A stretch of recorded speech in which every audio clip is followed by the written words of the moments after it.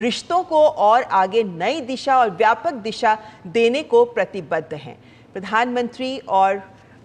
UK के प्रधानमंत्री दोनों के बीच इस वक्त चेकर्स एस्टेट में ये मुलाकात हो रही है और ये भी वेन्यू भी बहुत ऐतिहासिक है क्योंकि ये ब्रिटेन के प्रधानमंत्रियों का कंट्री रेजिडेंस माना जाता है और ये ऐसा स्थान है जहां पर वीकेंड पर ब्रिटेन के प्रधानमंत्री जाते हैं और जो महत्वपूर्ण अतिथि हैं उनका भी वहां स्वागत किया जाता है। और प्रधानमंत्री नरेंद्र मोदी की भी ब्रिटेन के प्रधानमंत्री के साथ इसी चेकर्स एस्टेट में ही ये मुलाकात हो रही है। और ये जो स्थान है ये ऐतिहासिक तौर पर भी बहुत महत्व रखता है, ये इमारत ऐतिहासिक तौर पर बहुत महत्व रखती है, लेकिन साथ ही साथ यहाँ पर कई तरीके के महत्वपूर्ण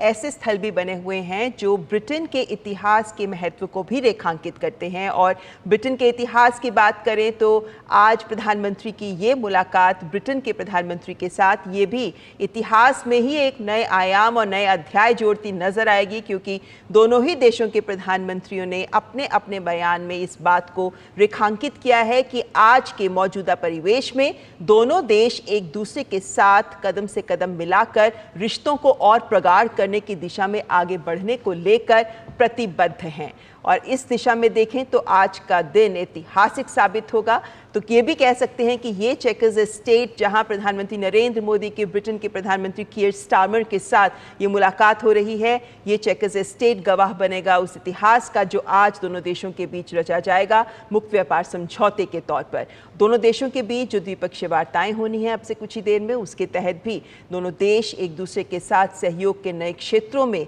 क्या कुछ निर्णय ले सकते हैं, वो तमाम फैसले भी हमारे सामने होंगे। लेकिन बदलते दौर के साथ साथ जो वैश्विक चुनौतियां हैं उन सब के मद्देनजर इस बार ये के दौरे में जो दोनों देशों के बीच सहयोग के क्षेत्र सामने आएंगे वो ये भी दिखाते हैं कि ये ना केवल आज का सहयोग है बल्कि ये आने वाले वर्षों में, दशक में भी किस तरीके से दोनों देश आगे बढ़कर विभिन्न क्षेत्रों में सहयोग करना चाहते हैं उसको भी ये परिभाषित करता नजर आएगा। क्योंकि जब हम एफटीए की भी बात करते हैं तो ये एफटीए हालांकि ये जब इसके बाद प्रोसेस पूरी होगी उसके बाद अगला एक दशक महत्वपूर्ण रहेगा, जब एक दशक तक के बाद हम कह सकते हैं कि एफटीए के सारे प्रावधान जमीनी स्तर पर लागू हो जाएंगे। और इसीलिए हम ये कहते हैं कि जो ये रोड मैप 2030 दोनों देशों के बीच का रोड मैप है, ये रोड मैप अगले 10 सालों में एफटीए के जो अगले 10 साल हैं उनके भी लक्ष्यों को हासिल करने में महत्वपूर्ण रहेगा। जी, तो हमारे साथ इस वक्त दो मेहमान भी जुड़े हुए हैं। हमारे साथ शशांक जी जुड़े हैं, पूर्व वरिष्ठ राजनयिक। शशांक जी, इस तरह के दृश्य आपने बहुत देखे होंगे जहां विभिन्न देशों के राष्ट्राध्यक्ष आपस में मुलाकात करते हैं। ये जो मुलाकात है प्रधानमंत्री नरेंद्र मोदी के ब्रिटेन के प्रधानमंत्री कीयर स्टारमर के साथ,